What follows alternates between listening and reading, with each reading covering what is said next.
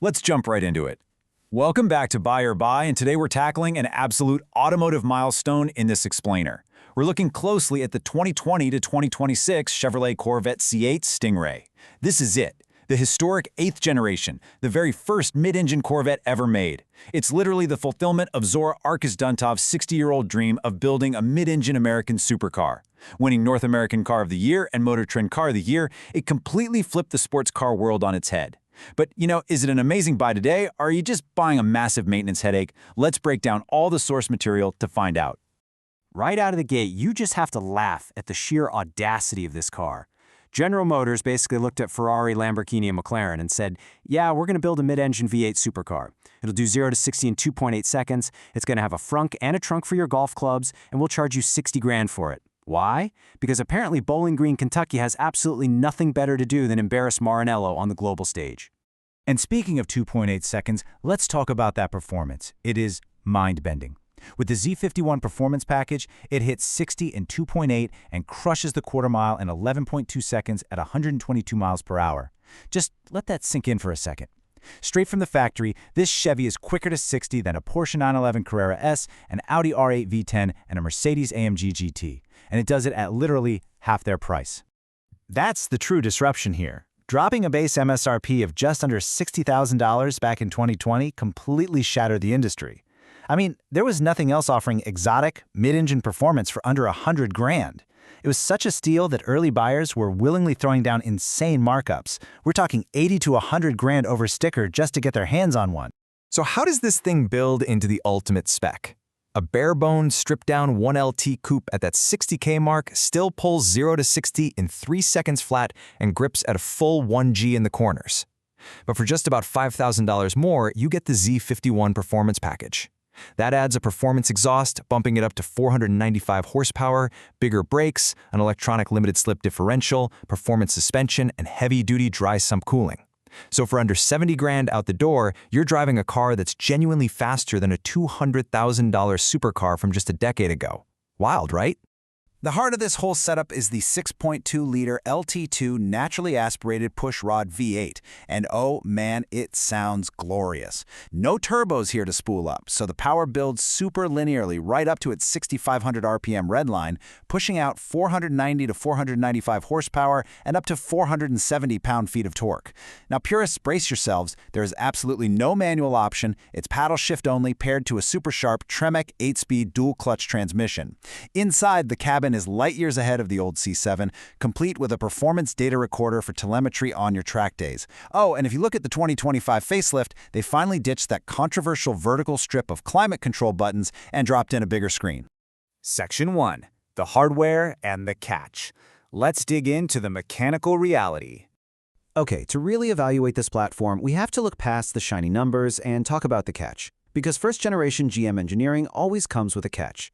The biggest vulnerability to watch out for is that Tremec dual-clutch transmission. While it's lightning fast, early 2020 and 2021 cars have documented mechatronic unit failures and shuddering issues, usually cropping up between 30,000 and 60,000 miles. If that mechatronic unit goes pop outside of your warranty, you are on the hook for a massive $5,500 to $9,500 repair bill. Ouch! Because of that, maintenance is totally non-negotiable here. If you're looking at the used market, you have to verify the strict DCT fluid service was done right at 36,000 miles. It's a mandatory, step-by-step procedure, it's notably not covered by basic service plans, and it'll run you about $1,500 to $2,500. Seriously, do not buy a 40,000-mile C8 without seeing the receipt for that service. Now looking at the engine, the LT2 uses active fuel management, which drops the V8 down to 4 cylinders on the highway to save gas. While it's definitely less common than on older GM trucks, lifter failures do happen on the C8, and it's a major $4,500 to $7,500 engine-out repair. Also, keep an eye on oil consumption. Depending on how heavy your right foot is, and track use will speed this up, it'll burn about a quart every 2,000 to 5,000 miles. And since it's a dry-sump system, you absolutely cannot let it run low. You have to check the oil using the dipstick on the external tank, not the engine, and make sure you're strictly using Mobil 10W40 Dexos R oil. Section 2. The GM Platform Gremlins. Let's look at the everyday quirks. Look, it's kind of a running joke that the C8 has exactly every problem you'd expect from a brand new, first-year GM platform. For example, stopping and turning this heavy beast comes at a premium. The Magnetic Ride Control 4.0 is pure magic on the road, but those fluid-filled struts tend to leak between 60,000 and 90,000 miles, costing you $1,200 to $2,200 per strut. Add in those sticky Z51 Michelin Pilot Sport 4S tires that only last 15,000 to 22,000 miles, and you're looking at a recurring $1,800 to $2,500 tire bill.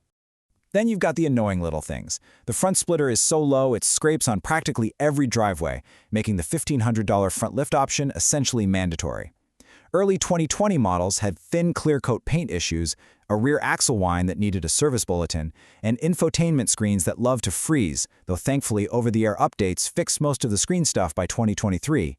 You might also deal with headlight sensor failures running up to $1,200, front water intrusion on the convertibles, glass hatch struts failing for $300 to $500, and tailpipe actuator valves throwing codes for $800 to $1,500. It's a bit of a laundry list. Section 3. The European rivals. How does it actually stack up? But you know what? Despite all of those gremlins, it still rips 0 to 60 in 2.8 seconds. This is genuinely the most disruptive American sports car since the original in 1953. Like we said earlier, it's honestly the only car at this price point where Chevy engineers genuinely seem to be trying to embarrass Porsche. It gives you the perfect mid-engine balance of a Cayman GT4 and the roaring V8 drama of an Audi R8, but at literally half the price. Sure, the Porsche 911-992 is definitely more refined inside, but you're paying way more for it. And the BMW M2 might be cheaper on the used market, but it just doesn't have that exotic supercar prestige or the mid-engine layout. Section 4. The verdict. Buy or buy? All right, bringing all this explainer source material together, let's look at the actual used market pricing right now. Now that the insane dealer markups have completely cooled off, a 2021 LT with 25,000 to 50,000 miles sits right around $48,000 to $58,000. That is honestly one of the smartest used sports car buys you can make in 2026. But the real value sweet spot of the entire decade, a 2021 to 2022 Z51 Coupe with 15,000 to 35,000 miles in the mid-50s to upper 60s. That is the golden ticket right there. So, our channel verdict? It's a massive, resounding buy. Getting a brand new Z51 out the door for $70K is genuinely the deal of the decade if you can manage to score an MSRP allocation. Yes, you have to stay on top of the DCT fluid services and watch for those early gremlins, but the C8 Stingray delivers genuine mid-engine V8 supercar performance at a total fraction of the cost. Plus, that naturally aspirated LT2 V8 is an absolute future classic in an industry that's rapidly downsizing and electrifying. So, what you should take away from this is that you're looking at the ultimate American supercar bargain. The performance for the dollar is unmatched anywhere else in the world. So are you going to hunt down a fresh MSRP allocation at a dealer, or are you going to snipe a smart, depreciated deal on the used market? Let me know.